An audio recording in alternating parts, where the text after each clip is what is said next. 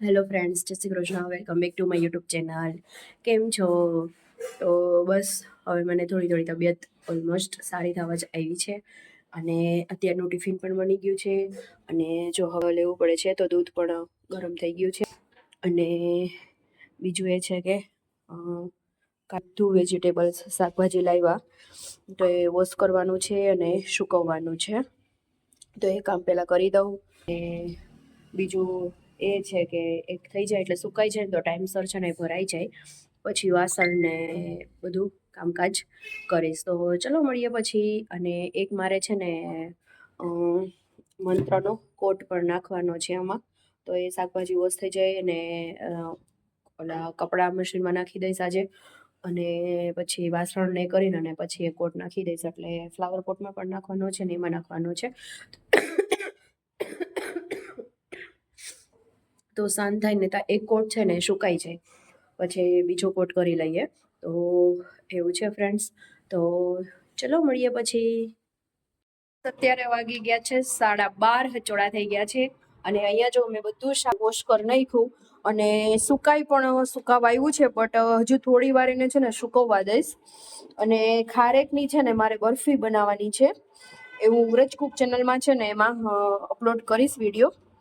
અને આટલું બધું એકદમ સરસ રીતે છે ને આ શાકભાજી પેલું કોરું થઈ જાય ને પછી ભરો ને એટલે છે ને વધારે વાંધો બગડે નહીં. નહીતર કેવું થાય છે ખબર છે કે અત્યારે ચોમાસાનું જે પાણીવાળું શાકભાજી આવતું હોય છે એટલે વધારે મરચાં ને એવું વસ્તુ છે ને એ ચાન્સ વધારે બગડવા માંડીએ છે, એવું થાય છે. ને ગયા વીકનું મારે શાકભાજી પડ્યું હતું ને ગામડેથી એવું હતું ને તેવું થયું. એક વીક મને મજા નહોતી સાવ, એટલે કંઈ કર્યું નહોતું તો એ શાકભાજી થોડું ઘણું બધું બગડી ગયું. એ બધું સાફ કરી નાખ્યું અને જો ફ્રીજ પણ એકદમ મેં છે ને ક્લીન કરી નાખ્યું, એકદમ તે ક્લીન. અને આનો પણ મેં છે ને કોથમરી આ રીતના મેં સ્ટોર કરી છે કે ને જેથી 15 થી 20 દિવસ છે ને કોથમરી એવી ને એવી રહે, કારણ કે નહીંતર અત્યારે છે ને કોથમરી બગડવાના ચાન્સ પણ ચોમાસામાં વધારે રહે છે, એટલા માટે. તો એવું છે. અને જો અહીંયા મારો કોટ છે એ બને છે અને સેકન્ડ અહીંયા જો મેં બીજો કોટ નાખ્યો છે, જે આ પૂરી ડીશ થઈ જશે પછી હું તમને બતાવીશ. સોરી.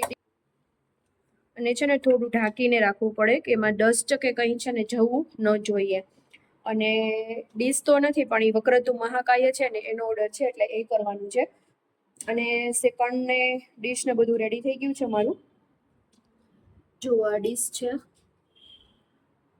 રેડી થઈ ગઈ છે, બટ સાઈડમાં બધું એનું મારું કરવાનું બાકી છે, તો એ બસ આજે હું કરી લઈશ.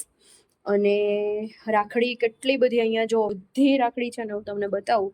આખી મારી સેટી ભરાઈ ગઈ છે રાખડીથી. આ બધી ઓર્ડરની જ રાખડી છે. આ બધી જુઓ, આ બધી ઓર્ડરની રાખડી છે ફ્રેન્ડ્સ.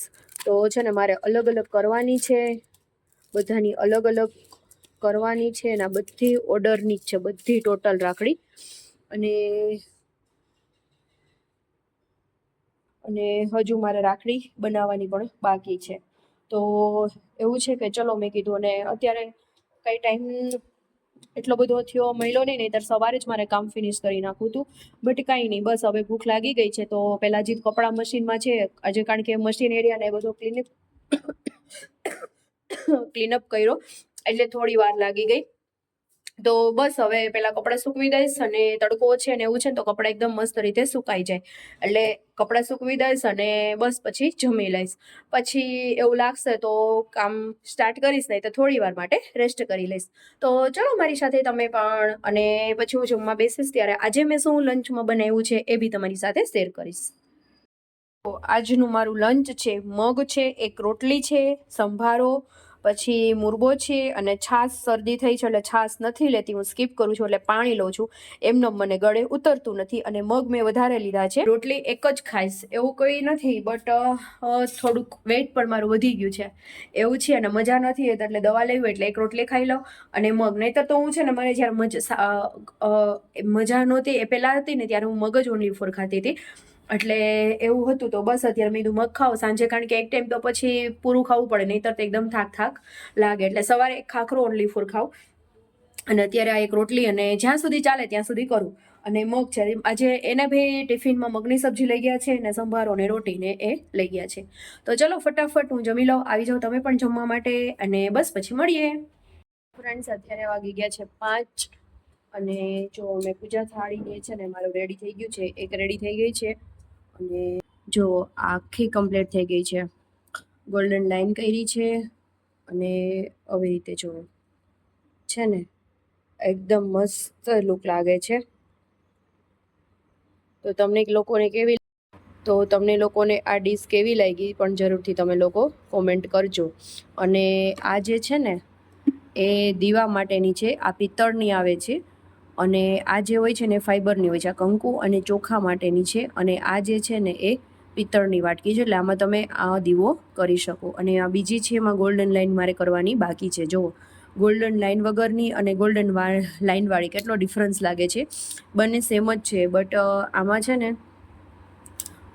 આખો વક્રતો મહાકાય શ્લોક હતો ને એ અમારી પાસે અવેલેબલ હતો, આમાં નહોતો એટલે નથી લગાડેલો. અને બસ આમાં હવે ગોલ્ડન લાઈન કરવાની છે. જો ગોલ્ડન લાઈનથી કેટલો ડિફરન્સ આવે છે અને ઉપર પાછી પોલિશ મારી દઈશ. એટલે આપણે કેમ કે જે વસ્તુ હોય છે ને જે ડસ્ટ ન ચડે એટલા માટે કે ડસ્ટ ચોટે તો પણ એને એકદમ આસાનીથી આપણે સાફ કરી શકીએ એના માટેનું પોલિશ હોય છે. તો એ ઉપરથી હું પોલિશ પણ લગાડી લઈશ. તો બંનેમાં બસ એ કરવાનું બાકી છે. અને હજી એક ડીશ છે તો એ મારે પેકિંગ કરવાની છે. અને બસ હવે મને રાખડીનું કામ કરતાં તો વાંધો ન, પણ રાખડીને અલગ કરતાં વાંધો આવે કારણ કે કેટલી બધી રાખડી છે ને, તો એટલા માટે. તો ચલો હવે થોડુંક એવું લાગે છે કે નાસ્તા પાણી કરી લઉં, પેટ પૂજા કરી લઉં અને પછી રાખડીને અલગ અલગ બધી કરી લઉં, બધી ડિવાઈડ કરી લઉં, કોની કોની છે શું છે બધું જોઈ લઉં અને ઓર્ડર બુક પણ જોઈ લઉં. તો એવું બધું છે. અને આજે તો મારે છે ને ફાઇનલ એવું છે કે બાજરાનો લોટ અને લેવા જવો જ છે. એટલે 6 વાગ્યાની આસપાસ છે. આજે વરસાદ તો છે જ નહીં, સવારથી કાંઈ નથી, તડકો છે એટલે કપડાં પણ સુકાવા એવા છે. થોડા ઘણા પેલા છે કારણ કે મેં લેટ સૂકવા હતા એટલા માટે. તો બસ વિચાર છે ને સાંજે એવું વિચાર છે કે મુઠિયા ઢોકળા કરી નાખીશ. દૂધી કાલે લાવ્યા છીએ તો મસ્ત છે, તો એ કરીશ. અથવા તો મરચાંના એક અલગ રીતે જ ભજીયા કરવા છે. તો જોઈશ હવે બેમાંથી શું કરું, કેવો ટાઈમ છે, કેવું છે, શું છે એના ઉપર ડિપેન્ડ છે. તો ચલો હવે રાખડીનું કામકાજ પૂરું કરી લઉં અને આને છે ને થોડુંક સુકવવા દેવું પડે એમ છે, એટલે એને સૂકવીશ પછી રાખડીનું કામ કરી લઈશ. અને પછી શું મારે સાંજની પ્રિપેરેશન કરવી છે તો એ બી કરી લઈશ. અને પછી હું રાખડી 1-2 કોકની હશે, રહી ગઈ હશે આમાંથી તો બનાવવાની હશે તો બનાવી લઈશ. તો ચલો એવું છે. તો ચલો ફટાફટ બધું કામ ફિનિશ કરી લઉં પછી મળીએ. એક જ કસ્ટમરની આ રાખડી રેડી થઈ છે. હજી એમાં એક ઘટે છે. એક કસ્ટમરની આટલી રાખડી છે તો આમાં હજી એક પીસ ઘટે છે, એટલે મારે આવું કેટવાળું આ બનાવવું પડશે એવું છે. એટલે આટલી રાખડી છે. જો હવે બીજાની કસ્ટમરની કરવાની છે. અને અત્યારે જો વરસાદ પણ ફૂલ આવે છે, ધોધમારનો વરસાદ આવે છે. અત્યારે એમ થતું હતું કે તડકો છે, લેવા જવું હતું બટ લેવા નહીં જવાય કારણ કે ફૂલ અત્યારે વરસાદ આવે છે. બોલો થોડીક વારમાં વરસાદ પણ આવવા લાગ્યો. તો એવું છે ફ્રેન્ડ્સ. તો ચલો બીજા કસ્ટમરની હવે રેડી કરી લઉં. વાગી ગયા છે 7:15 અને એનો ઓર્ડર કમ્પ્લીટ કર્યો, ઓલું કર્યું. આમાં રાખડી પડી છે, આ બધી ઓર્ડરની છે. અને એટલે આ સ્ટોક છે આ તો રેડી થઈ ગયો છે મારે, બટ એનું પૂજા થાળીને બધું છે એટલે એ બધું સાથે રાખીશ એવું છે. અને આમાં બી રાખડી મૂકી દીધી છે જે આજે મારે સાંજે દેવા જવાની છે. અને આમાં છે જે 3 એડ કરવાની છે એવું છે.